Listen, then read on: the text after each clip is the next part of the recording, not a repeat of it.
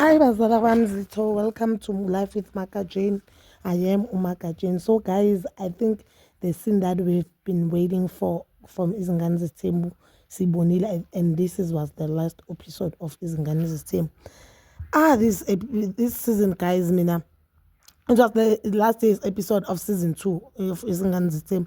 This season, guys, Mina, I feel as if they were acting too much nje novuyokazi could see ukuthi this thing ayikho kuvuyokazi uyayenza nje even the fight. So guys, today sibonile ukuthi uvuyokazi noTerele bebalwela ukuthi uvuyokazi ucela ukukhuluma noMpumelelo ahleli noVicky. We know by now ukuthi uVicky must spokesperson sakavuyokazi, then Terele wangena with that meeting. Terele wangena wahlala kwaba yiloko kheresana kaTerele noViyokazi, but na guys nje kule fight, I just felt as if it was unnecessary. And uTerele on direct session said uVuyokazi akasazi stand sakhe, she's fighting for a man. But ke we also must ukuthi ifight iqale uyi, even though uVuyokazi bekakhipha indaba zakudala zokuthi uMpumelelo wagula zange wamtshela, and the way kungakhona bo people they can say hey, I'm starting to love uTerele. Mina just this thing nje ngeze ngabona ngendlela ngoTerele because one, uTerele why even way before basathandana izinto uMpumelelo amtshela zona bayi2 ezingekho right azijona uMpumelelo uVuyokazi esithembini akakwazi indoda ukutshela ukuthi azukuthini next week ngiyahamba mhlambe ngiyolobola umfazi mangakatshela umuntu umfazi. It's not a place. Inkinga kaTerele one guys, and abantu bayenza ngathi abayiboni or bayenza ngathi abafuni ukuyibona. Inkinga yakhe akayazi indawo yakhe. Even her asking uVuyokazi ukuthi uVuyokazi uphumeleni akusindawo yakhe. Yes wena i-question right, yonke le mibuzo bekayibuza right, but akusindawo yakhe ungenaphi. Angithi yena umfazi njengoVuyokazi, and I understand uTerele makazothi uVuyokazi uncenga indoda ucomplete naye yena akayincengi nendoda, uhleli nendoda ebuye kuyohlawula komunye umuzi ukuthi yabreak uvigil ingalobolanga kubo. Iyafana nokuthi eyencenga wahlala wayeka isikole, wahlala nje wadela isikole unyaka wonke last year ahleli nengane, unyaka wakhe one uwastekile. Akusukuncenga indoda lokho, because if bangancenga indoda kumele ashange nya phansi ukuthi no wena uzoprovider for mntanethu, mina I'm going back to school. Now I'm definitely sure ukuthi uMpumelelo maybe akapay even that name yokusala nomntwana. Uhlukene nomntana wakhe manje ubuyele esikoleni sakamama and ufunda so mama, it's so difficult uyenze ngathi yena kancenga indoda. And if judging from umehluko wabantwana babo like igap kubantwana babo, umntana kaVuyokazi vele November wakaVuyokazi lo mncane, then usingabakho vele June July, so umehluko is 4 months if not 3 months. So that means uTerele maka 4 months uVuyokazi was already naye uyowapreka. So I don't think uVuyokazi bekasazi. That means bapreke kanyani, and ukuthi uVuyokazi afuna umntana umfana angayenze ngathi naye if bekangekho the time aprek bangamfuna umntana umfana naye bekamfuna umntana umfana. Yabona nje uVuyokazi into emela ibujabulele manje ukuthi uphumile kulesithembu, uphumile kuyo yonke lento le, because even that time balwa umfana vele wazihlalela phansi wazihlekela wazithulela. Ngisho sebathukene babizana ngakuthi omunye hey wena uyathakatha, hey wena wazithulela uMpumelelo wazithulela.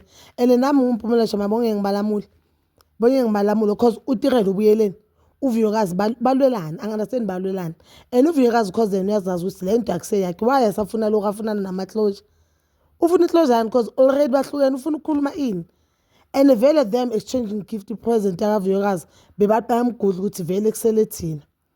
uTerele nangasho ukuthi yena uyibhoza, but guys if you can look at this thing, that means uTerele kudala afuna ukukhipha uVuyokazi i-threat yakhe la, but uVuyokazi bekayi-threat in this relationship because maybe naye she knew ukuthi uVuyokazi makaphuma kuzosala kuthandwa yena kiwe singabakho.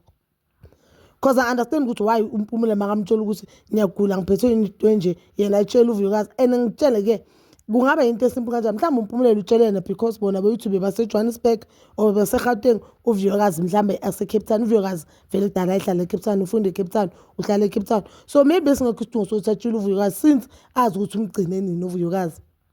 Yena why bekatshela uVuyokazi those stuff ezibayenza usibhalo. And angaphika thini kodwa izenzo zakhe azikho right man, izenzo man lo mntwana lo man no.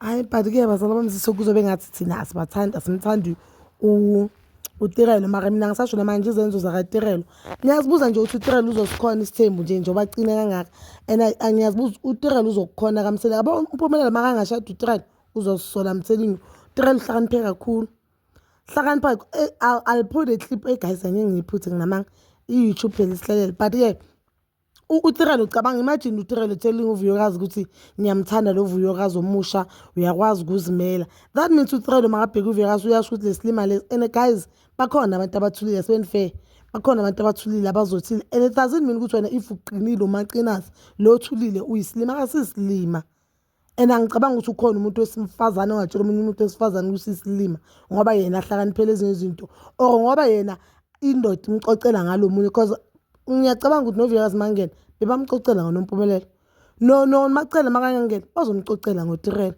but ke bazala bamzitho mina just can't wait for uthando nesithembu season 8 kulapho ke sobona khona ukuthi umseleko ufila kanjani ngayo yonke lento eyenzakele and I just can't wait I know mus next year mhlambi early next year will be watching uthando nesithembu kulapho sobona khona ukuthi yonke lento iphela kanjani I'm just happy ukuthi uVuyokazi uphumile kuyo yonke lo msangano and I pray ukuthi uTirelo naye akhule because ezinye zezinto azenza uTirelo I don't think i-character yakhe ihambelana sebena umfazi ohlakaniphile muhle ume kahle but the way yangakhona I don't think uzosikhona isithembu ngoba even if manje umacela ngaba umfazi oqala angithi yena uhlakaniphe kakhulu ubone ngathi ezinye izinto azenzayo clever and I don't think ukhona umuntu oyiclever osesithembini somjolo mabazali bami so please do comment down below and please don't forget to like subscribe share and hit that notification button nginithanda Gaan en Treg